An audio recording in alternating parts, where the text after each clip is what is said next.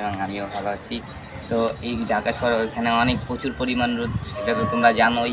আর যে রোদে দাঁড়ানো পারতেছে না, সেটাই একটা গেঞ্জি পুরো ঘেমে যাচ্ছে। আর তোমরা অনেকজনই ভিডিওতে দেখি যে ডিম বেজে দেখায় এত রোদের ভিতরে, সে কথাটা কতটুকু সত্য এবং কতটুকু মিথ্যা সেটা আমরা জানি না।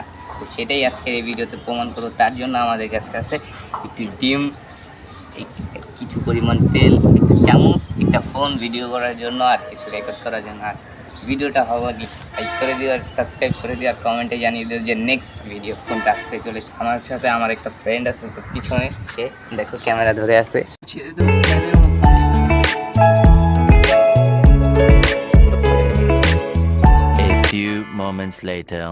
আমরা 10 মিনিট অলমোস্ট হয়ে গেছে যে রেখে দিচ্ছি, তারপরও মানে কতটুকু কী হয়েছে তা আমরা দেখি নাই। তো আমরা এতক্ষণ বাসায় ছিলাম, বাসা থেকে বের হইলাম।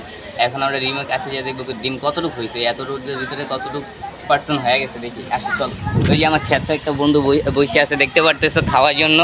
তো সে ভাবতেছে কখন ডিমটা হইব খাইবো, একটু চাপ।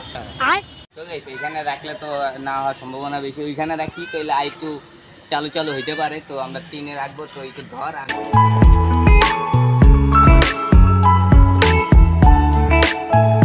A few moments later. ওই রোমান রোদ শেষ নাওই না। আসলে ঠিক কথা বলছিস, ফোনটা রাখ। আসলে রোদ অনেক শেষ হয়ে গেছে, অনেকক্ষণ ওয়েট করলাম, 12টা থেকে এই পর্যন্ত।